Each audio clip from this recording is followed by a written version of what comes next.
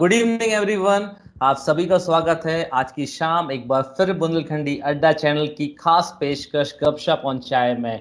और जैसा कि हर बार विदा लेते समय आपसे वादा करते हैं कि हर एक नए एपिसोड में आपको रूबरू कराएंगे हमारे एक ऐसे खास मेहमान से जिन्होंने ज़िंदगी में कुछ ऐसा कर दिया जो शायद उनके लिए उनके अनुभव थे, लेकिन दूसरों के लिए प्रेरणा की नई इबारत लेकर गए। तो आज की शाम आपकी मुलाकात कराने जा रहे हैं, आपको रूबरू कराने जा रहे हैं मध्य प्रदेश भोपाल से मिसेस मनीषा एम पुरी जी से, जो कि रिटायर्ड कैप्टन हैं एयर इंडिया से। एंड एट प्रेजेंट उनकी एक किताब, उनकी एक बुक काफ़ी धूम मचा रही है सारे ऑनलाइन प्लेटफॉर्म्स पर, जिनमें कहानियां हैं ज़मीन से आसमान तक के सफ़र को छूने वाली उम्दा महिलाओं की, जिन्होंने अपने समाज, अपने परिवार और अपने ज़िंदगी में वो सफलता की इबारत लिखी कि आसमां की बुलंदियां उनकी कदमों में आकर कह रही हैं आपको सलाम है। तो बहुत बहुत स्वागत है मिसेस मनीषा एम पुरी जी, या मैं कहूँ captain Mrs Manisha M Puri. ये शायद ज़्यादा बेहतर इंट्रोडक्शन हो सकता है मैम आपका। थैंक यू सो मच आप मुझे यहाँ इनवाइट करने के लिए, और आपने इतना खूबसूरत इंट्रोडक्शन दिया कि ज़मीन से आसमान छूने की बात करी है। और मैं बहुत खुश हूँ मैं यहाँ आई हूँ और आपको ये बोलूँ, सही बोल रहे हैं आप, कैप्टन मनीषा, इसी से मेरी पहचान हुई। ये एक डेजिग्नेशन जैसे कह लीजिए मिला, जो आसमान छूने का या हवाई जहाज चलाने का, उसके कारण आज हम कैप्टन के तौर पे ज़्यादा जाने जाते हैं then Mrs Puri. So I think it's better कि हम कैप्टन मनीषा। एयरलाइंस में तो किसी ने मुझे मिसेस बुलाया ही नहीं, उन्हें कैप्टन ही बुलाया था। 28 साल में रही हूँ एयर इंडिया में, एंड उस दौरान जिस तरह से लोग एड्रेस करते थे वो कैप्टन के तौर पर। जी, तो आज शाम भी आपको एड्रेस आपके डेजिग्नेशन, आपकी ख्याति से ही किया जाएगा। तो कैप्टन पुरी, अगर मैं इस बातचीत को आज आपके साथ कर पा रहा हूं तो उसका मेन रीज़न जो है वो है आज आपकी बुक फ्रॉम सारी टू स्ट्राइप्स। क्या है ये बुक? आपसे बेहतर शायद इसको कोई और नहीं समझा सकता है, क्योंकि आपने ना सिर्फ इसको लिखा है, आपने इसे जिया है। इन पलों को आपने अपनी ज़िंदगी में हर दिन, सुबह से शाम, शाम से रात और रात से लेकर अगली सुबह तक उन पलों को जिया है। तो आपसे बेहतर इस किताब के बारे में और कोई बता नहीं सकता है। तो प्लीज़ हमारे ऑडियंस को बताइए कि फ्रॉम सारी टू स्ट्राइप्स है क्या, क्या है इसके अंदर।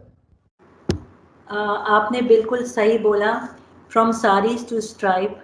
ये किताब जिस तरह से हमारा प्रोफेशन था, इतने हम लोग पैशनेट थे, इतने डेडिकेटेड थे कि कोई भी परिस्थिति आई लेकिन हम वो आसमान छूने की जो ठान ले ली ना, वो किया। उसी तरह मैंने पूरे अपने दिल से अपने ये प्रोफेशन और वो सारी महिलाओं, वो सारी विमेन पायलट्स के बारे में लिखा है जिन्होंने इतनी मुश्किलें सामना करते हुए भी अपना रास्ता नहीं छोड़ा। कई बार ऐसा होता है बहुत प्रोफेशन में, सिर्फ विमेन के लिए नहीं, सबके लिए बहुत परेशानियां आती हैं, और कई लोग कभी वहाँ हिल जाते हैं कि चलो ये नहीं तो कुछ और ले लेते हैं, शायद हम ये नहीं हासिल कर पाएंगे। लेकिन इसमें जो कहानियां हैं वो ये बोलती हैं कि हमने ये लेना है तो हम ये लेंगे। ये किताब from saris to stripe, title की मैं बाद में बात करूंगी। पहले मैं ये बताना चाहती हूँ, इस किताब में एक कमर्शियल विमेन पायलट्स की हिस्ट्री के बारे में मैंने बताना चाहा है। इस देश में लोगों को ये पता नहीं था कि इंडिया में women have been flying in commercial airlines from 1966। And ये कहानियाँ स्टार्ट होती हैं 35-36 से to the current scenario, to the millennium. And उसमें हिस्ट्री बनाने के लिए मैंने 19 और मेरी कोलीग्स जो पायलट एयरलाइंस में, मोस्टली उस समय सब इंडियन एयरलाइंस में थे। Indian airlines was the only airlines in the country which was hiring women to become as pilot. Air India ने तो बहुत टाइम बाद उनको कॉकपिट में हिस्सा दिया। और 2007-8 में हमारे जो मिनिस्टर थे मिस्टर प्रफुल्ल पटेल ने इंडियन एयरलाइंस और एयर इंडिया को एक बना के एयर इंडिया बना दिया। आज वो एयर इंडिया के नाम से जानी जाती है। हम लोग सब इंडियन एयरलाइंस में हैं, and we really thank this airlines to have given us the wings for which we could fly. So ये किताब 1966 से कमर्शियल विमेन पायलट्स पे है, क्योंकि मैं एक कमर्शियल विमेन पायलट रह चुकी हूँ और ये बताना चाहती हूँ कि एक कमर्शियल एयरलाइन फ्लाइंग और एक हॉबी फ्लाइंग में बहुत अंतर है। जो कमर्शियल फ्लाइंग है उसमें जिस तरह का स्ट्रेस और जिस तरह का आपको कॉकपिट मींस फ्लाइंग की डिफिकल्टीज आती हैं, वो एक हॉबी फ्लाइंग और स्मॉल प्लेन में उसमें कुछ हटके आती है। दूसरी सबसे बड़ी जो बात है, हमारे साथ 200 लोग बैठे होते हैं जिनने हमको ट्रस्ट किया है और हमें अपनी उनको A to B जो भी जहाँ भी डेस्टिनेशन है सेफली पहुँचाने की हमारी जिम्मेवारी है। इस डेडिकेशन से हम ये प्रोफेशन में काम करते हैं। कहानियाँ जो फर्स्ट विमेन पायलट हमारी कंट्री में इस किताब में लिखी गई है वो कैप्टन सरला थोटकाल थी, जो 1935-36 जब India was under British rule, independence भी नहीं हुई थी, उनने लाहौर फ्लाइंग क्लब में फ्लाइंग स्टार्ट की थी। और thanks to her father in law जो उन्हें फ्लाइंग क्लब ले गए। उनके हस्बैंड ने उनको मना कर दिया था। उनके हस्बैंड ने कहा, मैं सरला जी को मिली थी जब वो 93 इयर्स की थी और उनने ये सारी चीज़ें मुझे उस दौरान बताई थी जो मैंने किताब में लिखी है। So at 93 also she was so passionate about that 1935 when she started flying, and she was the first woman in our country who started flying, and she used to fly in a sari. उस जमाने में ladies sari के अलावा कुछ नहीं पहन सकती थी और उसके साथ घूंघट भी लेती थी। वो पूरी वैसे ही पहन के अपनी फ्लाइंग करती थी, उनको इतना शौक था। So respect to her and my tribute to my seniors. मैं ये भी बताना चाहती हूँ कि साड़ी से वो विमेन, हम जो इंडियन ट्रेडिशन को रखते हुए हम आसमान छू सकते हैं। तो आप कहीं से भी हो, कैसे भी हो, अगर आप कहीं जाना चाहते हो या कहीं बनना चाहते हो तो वो मुमकिन है, वो आप कर सकते हैं। ये टाइटल से मैं ये बताना चाहती हूँ कि Indian women keeping their tradition, they broke all the world records. The first all women flight was done in 1985 in India. World over it was not done. So we have kept our women tradition and yet we have reached the sky. So from saris to stripes is the title of the book. So we start with 35 where Sarla ji, because of the partition and losing her husband who was also a pilot, she could not continue. Then Captain Prem Mathur came in 40s and 50s. She got a commercial. She was the first commercial women pilot license holder in our country, but she was not given job in any commercial airlines for reason that you are a woman. इस किताब में मैंने ministry civil aviation की चिट्ठियां लिखी हैं जो captain प्रेम माथुर को 1950s में आई थी। वो ओरिजिनल चिट्ठी इस किताब में है जिसमें उन्होंने लिखा है, you are qualified but we cannot tell the airlines to hire you as a pilot because you are a woman and nowhere in the world women are kept as captains. ओहो, जेंडर इतना ज्यादा, मतलब उस समय gender discrimination इतना ज्यादा था कि मतलब एक टैलेंटेड वुमेन को कॉकपिट में एक्सेप्ट कर पाना मेल डोमिनेंस की वजह से पॉसिबल ही नहीं था। और उनने यहाँ तक वो अहमदाबाद की थी, सॉरी इलाहाबाद की थी, जहाँ नेहरू जी की फैमिली रहती थी, और उनने विजय लक्ष्मी पंडित जी को चिट्ठी लिखी जो भी इसमें है कि मैं पूरी क्वालिफाइड हूँ और मुझे सिर्फ because I am a women why am I denied this opportunity. So then finally Birla was a private person who had a private airplane. They hired her as a captain. And जब Jawaharlal Nehru ji prime minister थे, वो बिरला के airplane, तब PMO में जहाँ aeroplane नहीं होते थे जैसे आज पीएमओ का अलग एयरक्राफ्ट है, तब नहीं थे. सो नेहरू जी बिरला जी के एयरप्लेन को लेते थे कंट्री में जाने के लिए, and Prem Mathur would be flying him. So ये सब इस किताब में ये एक एक चीजें बताई गई हैं जी उसके मैम, बाद sorry to interrupt you at this point of time, लेकिन मैं अभी जितना भी आपसे इस बुक के बारे में सुना है, मेरे रोंगटे खड़े हो रहे हैं। अभी सिर्फ आपने दो ही कैंडिडेट्स का जिक्र किया है जिनकी कहानियां हैं इनके अंदर, और एक बात आपने शुरुआत में कही थी इस सेशन के दौरान कि इन विमेन्स पायलट ने एक बात सोची थी कि चाहिए तो चाहिए, अगर करना है तो यही करना है, और करेंगे तो भी यही करेंगे, चाहे कितनी भी मेहनत करनी पड़े। इन दो महिलाओं की जिद ने दिखाया कि जिंदगी में अगर जिद है तो सक्सेस मिलना है, टारगेट मिलना, 100% टारगेट अचीव करना पॉसिबल है।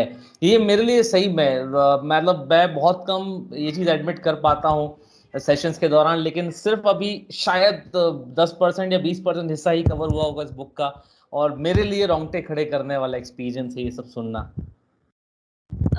ये मैं इसी से ये बताना चाह रही हूँ कि एक्चुअली जेंडर की बात विमेन ने नहीं की थी।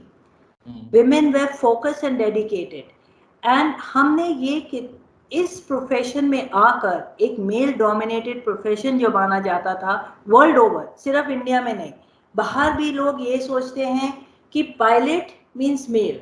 इनफैक्ट उस जमाने में, क्या मैं अपने टाइम की बात कर रही हूँ, 86 87 की बात कर रही हूँ, तब भी लोग ये सोचते थे पायलट, आर यू सीरियस, कौन तुम्हें जॉब देगा, are you mad, you going to become a pilot, इस तरह की बात की जाती है। यहाँ तक तो आप छोड़िए, किताब में जब आप पढ़ेंगे 1990 तक हमने इंसिडेंट्स लिखे हैं where people refused to go into the airplane because they saw women in the cockpit as a commander।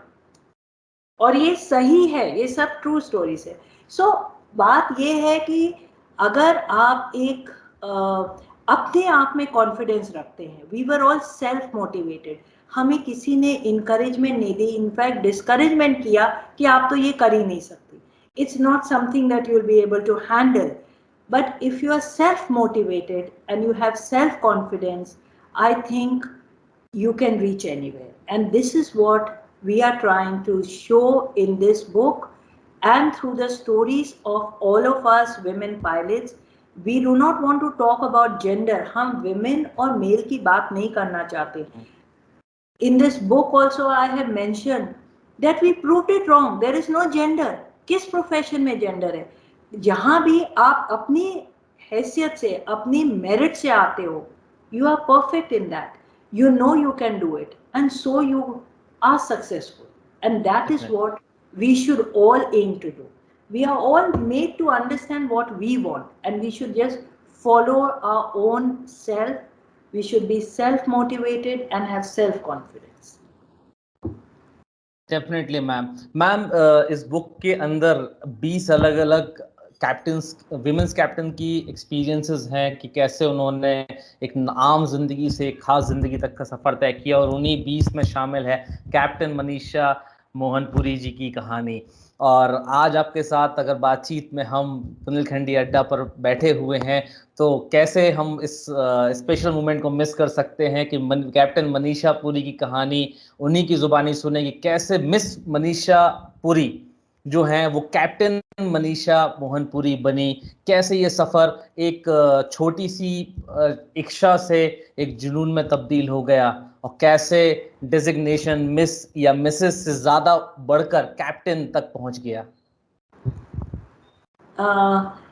हाँ, मैं ये नहीं कहूँगी कि मैं बचपन से ही, मतलब नॉट एज अ चाइल्ड, छोटी उम्र में तो मेरे को नहीं पता था मैं पायलट बनूंगी जब स्कूल में थी, लेकिन इतना पता था कि मैं ज़रूर कुछ ऐसा करना चाहती हूँ जो थोड़ा हटके होना चाहिए।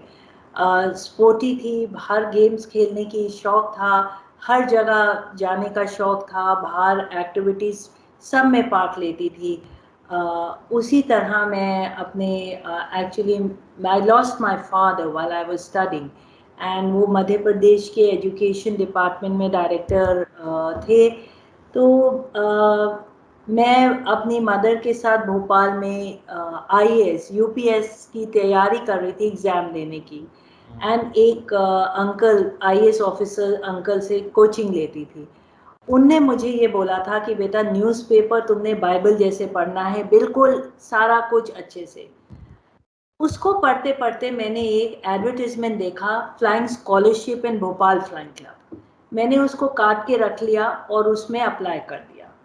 I was lucky. I went. There was certain kind of an interview, and they were to take a aptitude test. They did that, and मुझे वो scholarship 60 hours की free flying भोपाल में मिल गई।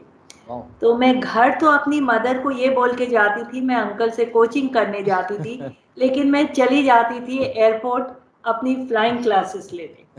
और धीरे धीरे वो एक ऐसा प्रोफेशन है यहाँ, वो लाइक इट्स अ पैशन, वो आपके अंदर एक घुस जाती है चीज़। और वो जो मेरी फर्स्ट फ्लाइट और वो जो एयरबॉर्न हुआ, वो छोटा सा पुष्पक पीला रंग का, आपने जहाज देखे होंगे जो फ्लाइंग क्लब्स में होते हैं, वो पुष्पक था।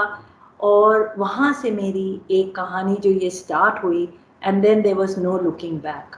आई just realized and decided that this is something that would make me happy in life. This is something that I want to be, and I want to become a pilot. 86 की बात है। 86 में there was so little encouragement for women not flying, तो आप छोड़िए, बाकी भी कितने प्रोफेशन आप बताइए, कितनी एक्सेप्टेंस women बहुत कम इंजीनियर था। बन सकती थी, कितनी women एक टीचिंग लाइन या कुछ ऐसा सोचने के अलावा people didn't encourage you, parents didn't even know to tell you कि और क्या कर सकती हो। and we had no internet की तो दूर की बात है, फोन्स भी नहीं हुआ करते थे, इंफॉर्मेशन भी मिलनी इतनी मुश्किल थी कि ये कैसे हम कर सकते, क्या कर सकते। फ्लाइंग स्कूल में भी boys were taken seriously, we were considered कि ये तो हॉबी फ्लाइंग के लिए आई हैं, 2-4 महीने में छोड़ देंगी, कल को शादी टाइम हो पास है, जाएगी, चली या जाएंगी। टाइम पास है। But we proved them all wrong. We were so focused. We found out ourselves. I found out my family was not keen. And they said there are no women. My first challenge was to tell them that are there any women pilots? And in 87, there were 3 women pilots in our country.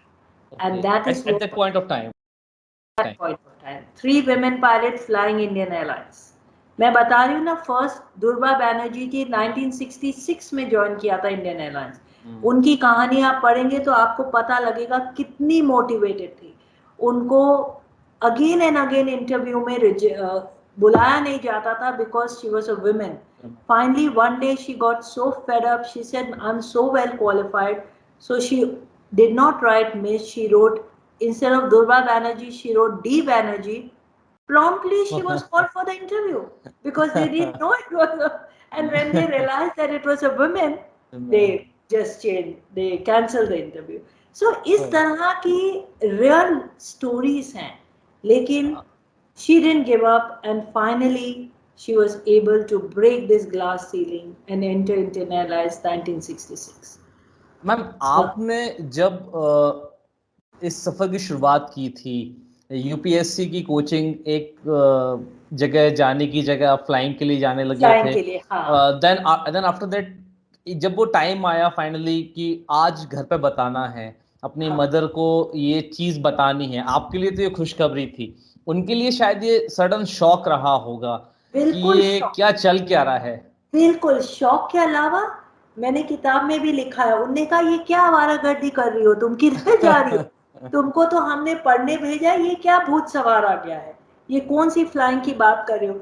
फिर मैंने उनको बताया कि मुझे तो 60 hours की scholarship मिली है, मैं फ्री फ्लाइंग कर रही हूँ, मुझे प्लीज करने दीजिए। बिल्कुल नहीं। इनफैक्ट मेरे ब्रदर, जो बड़े ब्रदर अब तो बहुत खुश है, बाद में भी कुछ उस समय, प्राउड he फील said, करते होंगे। what nonsense, just get her married off. So I said, नहीं, मैं अभी पायलट बनूंगी फिर बात करेंगे। So yes, my mother was shocked, my family was shocked.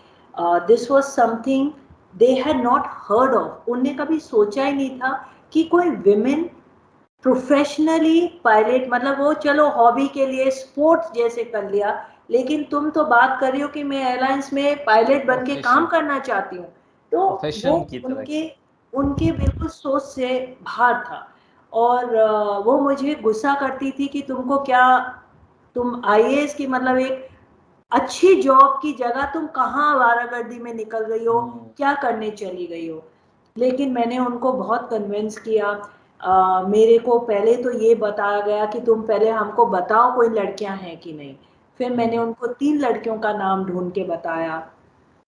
उनमें से एक का मैंने कहीं से एड्रेस ढूंढा और चिट्ठी लिखी, कैप्टन सुदामनी देशमुख, जो हमारी कंट्री में ऑल विमेन फ्लाइट 1985 में first in the world, not only captain Sudamani Deshmukh ने वो अपने कमांड में की थी। मैंने उनको चिट्ठी लिखी, वो कैलकाटा में थी, और उनने कहा बिल्कुल मैं तुम्हारी मदर से जरूर मिलूंगी और उनको बताऊंगी इस प्रोफेशन के बारे में। वो तब इंडियन एयरलाइंस फ्लाइंग कर रही थी एज अ कैप्टन। मैं कैलकाटा गई, उनसे मिली, और फिर एक कहानी अलग ही बन गई। मेरे मामा, maternal uncle, who was in Calcutta, was so impressed. He convinced my mother that it is a good profession and let her be where she wants to be. And that is how means आपके जो uncle थे वो आपकी life में Santa बनकर आए बिल्कुल बिल्कुल, absolutely. By then, actually, I didn't have my father, but my mama was like, he was our, everything. And so he told me, he said, don't worry, I will tell your mother and you can go. Because, and I thank Captain Sudamini Deshmukh. She was so encouraging to all of us, and she met with my family that half an hour of meeting changed the perspective of my family and gave me my freedom to be in what I wanted to be. And उसके बाद मैं US चली गई flying, because India में तो लड़कियों को देखकर बहुत कम फ्लाइंग मिलती थी, 10 मिनट 20 मिनट। सो एक क्लाउड देखते थे, इंस्ट्रक्टर कहते थे ओ अभी क्लाउड है तुम बैठो, लड़के को ले जाएंगे। हमने कहा लड़के के लिए क्लाउड नहीं है क्या, उसके लिए भी क्लाउड है। लेकिन ये सोचा जाता था कि women will not be able to handle. Ma'am इस चीज में मैं अपना रियल लाइफ एक्सपीरियंस आपको बताना चाहूंगा। आपने तो उस जमाने की बात करी, शायद अब वो आसमान की कहानी थी कि वो क्लाउड दिखाकर बहाने बना देते थे। एट द प्रेजेंट एरा मैं भी रूबरू हुआ इस चीज से। कुछ दिनों पहले एक ट्रैफिक जाम था, कार को बैक करना था। एक लड़की थी, she was a teenage, she was young girl, वो गाड़ी को बैक कर रही थी, तो कुछ ट्रैफिक जैम के से प्रॉब्लम आ रहा था। लोगों का वहां सडनली वहां पे एक राय बनना शुरू हो गया, अरे लड़की ये नहीं कर पाएगी, अरे किसी आदमी को बुलाओ, किसी लड़की को बुलाओ। और देखते देखते उस लड़की ने इतना शार्पली उस जगह से ट्रैफिक को क्लियर करवा दिया, तुरंत गाड़ी बैक करी उसने, सब कुछ क्लियर कर दिया। लेकिन वो जो 30 सेकंड या 1 मिनट के दौरान मैंने लोगों के मुंह से अलग अलग सेंटेंसेस को सुना, तो लगा कि बताइए, ना ये जानते हैं इसको, ना ही मैं जानता था उसको, लेकिन अपना अपना परसेप्शन बना लिया। लोगों का अपना परसेप्शन है फीमेल्स को लेकर के, भाई ये नहीं कर पाएंगी। आप कैसे डिसाइड कर सकते हो किसी का पोटेंशियल? बिल्कुल। एंड यही बात है, कोई भी प्रोफेशन में आप कैसे डिसाइड कर सकते हो कि ये लड़की नहीं कर पाएगी, कई लड़के भी नहीं कर पाते। अरे हमारे प्रोफेशन में my brother is so scared as a passenger, तो वो पायलट बन सकता है क्या? So it is not male female, it's your own personality for whatever you want to do in life. And so जो आप बात कर रहे हो बिल्कुल सही। आज भी आप देखेंगे रोड पे कोई फीमेल ड्राइव कर रही है तो लोगों का यही होता, अरे तभी ये ऐसा है, तभी ये उल्टा जा रहे, तभी। This is very wrong. You know, everybody should realize that each one of us can do what we want to do. And आप ये बात कर रहे, हम बता रहे ना, 1990 में captain Anila Bhatia as a commander landed in Ahmedabad, and she was, passengers were boarding to come back Ahmedabad Delhi flight, and somebody saw her in the cockpit, and he asked the cabin crew कि ये कौन female है cockpit पे? So cabin crew said, sir, she's the captain of the aircraft, she's the commander. He said, what nonsense, is the airline okay? I will not fly in this aeroplane because there is a woman pilot. He got angry with the commercial. He got himself offloaded. He got his baggage removed. He did not fly that aircraft. इस चीज के बारे में एक being a mail मैं चीज को accept कर रहा हूँ कि जब इंसान इस दुनिया में आँखें खोलता है मैम, तो वो अपनी माँ के हाथों में होता है और माँ से ज़्यादा सेफ एक बच्चा किसी जगह फ़ील नहीं कर सकता और माँ अगर मेरे जैसा मेल अगर ये भूल जाए तो माँ भी एक फीमेल ही है। एक बिल्कुल औरत है, एक वुमन है, तो जब आप उसके दामन में सबसे ज़्यादा अपने आप को सुरक्षित महसूस कर सकते हैं, तो अगर एक female as a captain fly करने वाली है, तो आपको सबसे ज़्यादा सेफ महसूस करना चाहिए सेफ महसूस कि एंड आप सबसे सेफ हैंड्स में हैं। बिल्कुल and Captain Anila was so shocked. She said he doesn't even know how many years of experience I've had experience before coming and sitting in this seat. He doesn't know what training I have gone through to be released as a commander. कोई ये easy profession नहीं है. एक दिन में नहीं होता है ये सारा कुछ We go through such strict training. एक डेफिनेटली एक साल लग जाता है हमारी ट्रेनिंग के लिए before we are release as captains. कोई ये 2-4 दिन की बात नहीं होती. It's not like you we go through so many check. So इस किताब में लास्ट चैप्टर वो उसके बारे में लिखा है, how you become a pilot and behind the cockpit door. की आप वो देखते हो पायलट को ऐसा लगता है कि कुछ भी नहीं कर रहे, बट हम क्या क्या परिस्थितियों से निकल के कितने अपने ग्राउंड क्लासेस, कितने एग्जाम्स, कितने चेक्स, कितने एयरक्राफ्ट चेक्स, कितने मेडिकल कर के हम उस सीट पे बैठते हैं. और वो डेफिनेटली हमारी जो सीट है वो कोई परमानेंट नहीं है. हर 6 महीने में हमारे चेक्स होते हैं. हम कुछ थोड़ी सी भी गलती करते हैं तो हमको ग्राउंड क्लास या सिमुलेटर चेक के लिए भेजा जाता है. So we work day to day. We are the only profession, not even medical profession in our country, where we go through checks every 3 to 4 months. Definitely ma'am, जैसा कि आपने आपके सफ़र के बारे में बताया कि क्योंकि इंडिया में उतनी अपॉर्चुनिटीज़ नहीं थी, आप यूएस चले गए, वहाँ से आपने फ्लाइंग को कंटिन्यू किया, परस्यू किया एज अ प्रोफेशन अपने पैशन को और उस ज़िंदगी को जिया जिसका आपने सपना देखा था या डिसाइड किया था. At some point of time in a life span एक पल ऐसा आता है जब शादी का जिक्र होता है, जो आपकी ज़िंदगी बहुत पहले शुरू हो गया था. बीइंग अ वुमेन 90s और 80s में एक ऐसा दौर हुआ करता था, ग्रेजुएशन के आसपास लड़की आई नहीं के बिल्कुल रिश्तेदार पहले रिश्ता ढूंढना शुरू कर देते थे. माँ बाप चिंता करें या ना करें, या हम लोग अपनी चिंता करें या ना करें, रिश्तेदार ज़्यादा चिंता करते हैं हमारी. बिल्कुल absolutely. And at some point of time आपको भी लगा हो कि हाँ यार, अचीव बहुत कुछ कर लिया, अब जिंदगी का दूसरा फेज शुरू करने का वक्त है.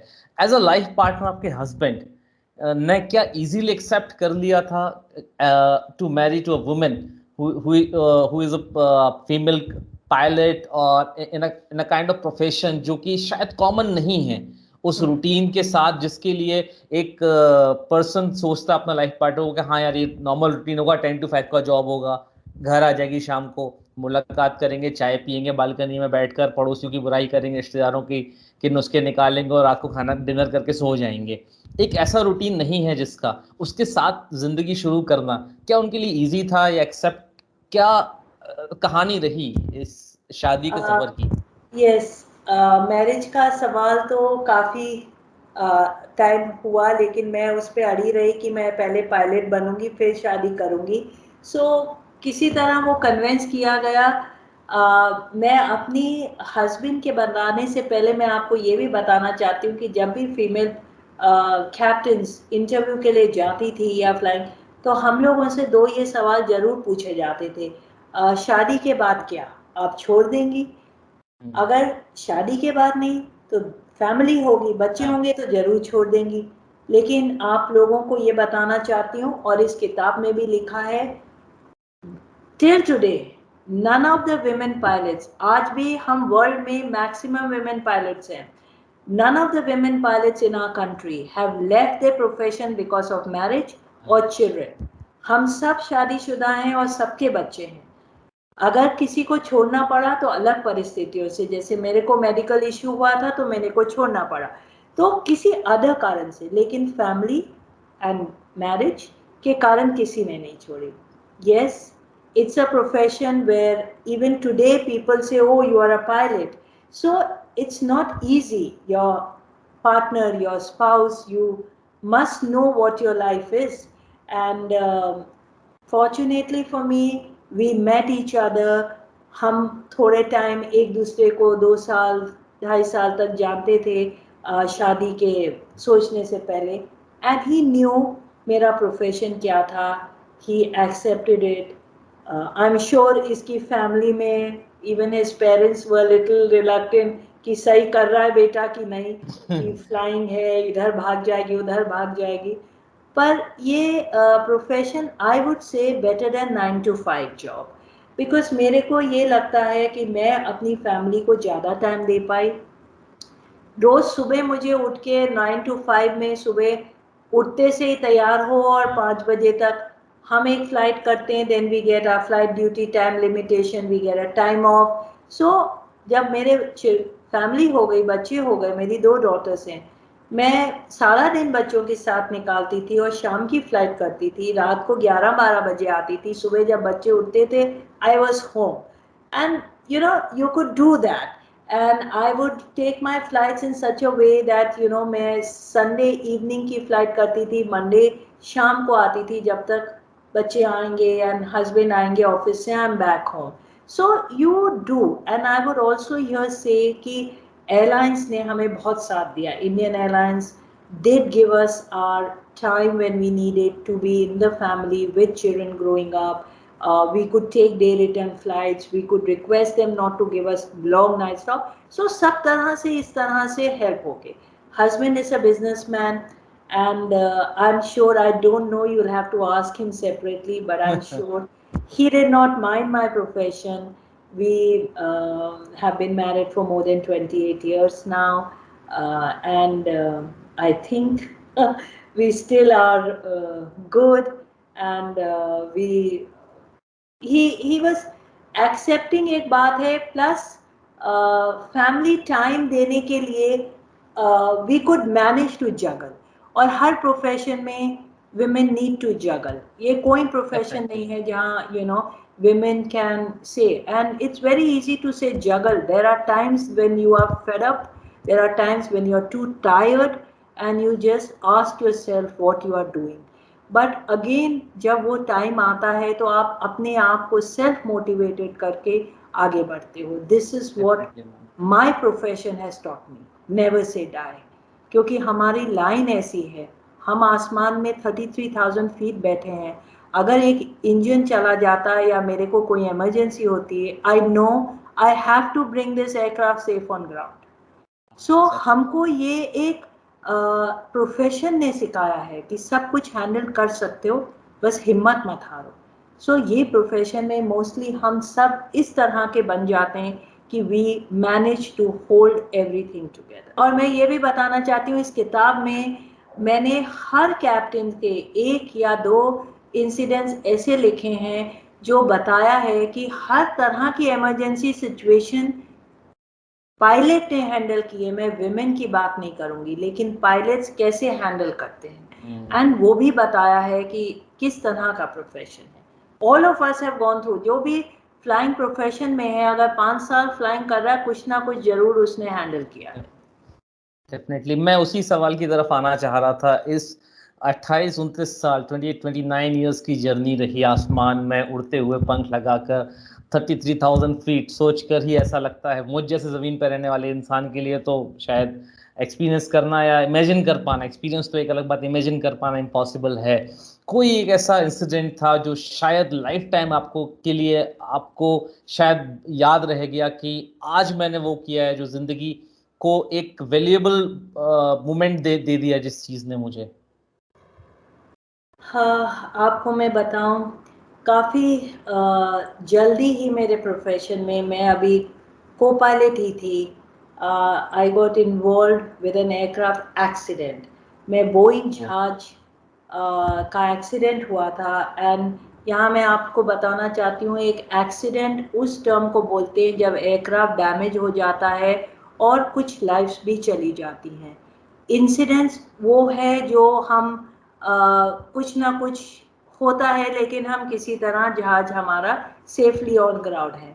सो मेरे साथ बोइंग 737 में एक्सीडेंट हुआ था, को पायलट थी, एंड जहाज was broken into pieces. There were 3 parts of it. हम टेक ऑफ के टाइम पे ये एक्सीडेंट हुआ था, तो मेरे माइंड में ये था 8 ton fuel, 8 tons of fuel is on the aircraft and immediately aircraft will catch fire, जो हुआ। And I need to inform for help, तो मैंने मेडे कॉल दी थी, लेकिन अनफॉर्चुनेटली अभी तो सिचुएशन बहुत ठीक है। 1993 की मैं बात कर रही हूँ। हमारे कंट्री में इमरजेंसी सर्विसेज लैक्ड प्रोफेशनलिज्म। हमारी इमरजेंसी सर्विस हमको हमारे पास आते आते इतना टाइम लगाया and there were lives that were lost, but वो जहाज से मैं निकल के आई हूँ बिल्कुल सेफ। और उसके बाद मैं कॉकपिट में गई और अपना कमांड लिया। सो वो एक जो चीज़ है, एक ऐसा हादसा होना जिसमें आप को एक नई जीवन मिला। मैं उस जब वो सिचुएशन में हम थे और we knew we had to crash land this aircraft, I did not know I'll come out alive. I did not know what will happen to me. But I did all that I was supposed to do as a pilot, sitting in my seat as my duty to keep this as safe as possible for all the people sitting with me behind. And हम काफ़ी लोग बचा पाए, but कुछ लोग बच नहीं पाए क्योंकि हमारे पास कोई हेल्प नहीं पहुंची। एंड लेकिन उसके बाद to go back was a decision I made. That time I was not married, but I was about to get married. So my husband, who's my husband, he supported me. मेरी mother नहीं चाहती थी मैं वापस जाऊं। वो मुझे कहती थी छोड़ो, तुम अब एक जिंदगी मिली है। लेकिन मुझे ये पता था कि जो भी बेस्ट हम उस सिचुएशन में कर सकते थे हमने किया है। और लाइफ में इंसिडेंट्स आते हैं हम सबके, हम हार नहीं मान सकते, हमको उठना पड़ता है। हम ये अगर हार मान लेते कि चलो ये प्रोफेशन रिस्की है, कहाँ रिस्क नहीं है। तो ये सब सोच के मैंने अपने को और ज़्यादा पढ़ा और ज़्यादा फ्लाइंग की, और उसके बाद मैंने 20 से 30 साल कमांड किया एयर बसेस को। मैं एयर बस फैमिलीज फ्लाई करती थी। सो इंसिडेंट्स एंड एक्सीडेंट्स हम सब ने किए हैं। ये इंसिडेंट ज़रूर मुझे याद रहा है लाइफ में, बिकॉज इसमें मैंने बहुत कुछ सीखा। कोर्ट ऑफ इंक्वायरी हुई थी पूरा 1 साल बॉम्बे हाई कोर्ट में, बिकॉज गवर्नमेंट एक फैक्ट फाइंडिंग बॉडी बनाती है जिसमें कॉकपिट वॉइस रिकॉर्डर और फ्लाइट डाटा रिकॉर्डर को निकाला जाता है, और क्या हुआ है एयरक्राफ्ट में और किस कारण से हुआ है उसको पता करते हैं। Cockpit voice recorder and DFDR जो फ्लाइट डाटा था वो पूरी स्टडी की गई, and then they came to the consensus of main causes of the. So वो रोज सुनना, रोज कॉकपिट वॉइस रिकॉर्डर सुनना और वो फ्लाइट डाटा के बारे में जानना, तो it used to be very very stressful. लेकिन we you have to move on in life, and that is what I did. I came back, fought in the airlines to go back where I belong to, and I joined back an Airbus fleet.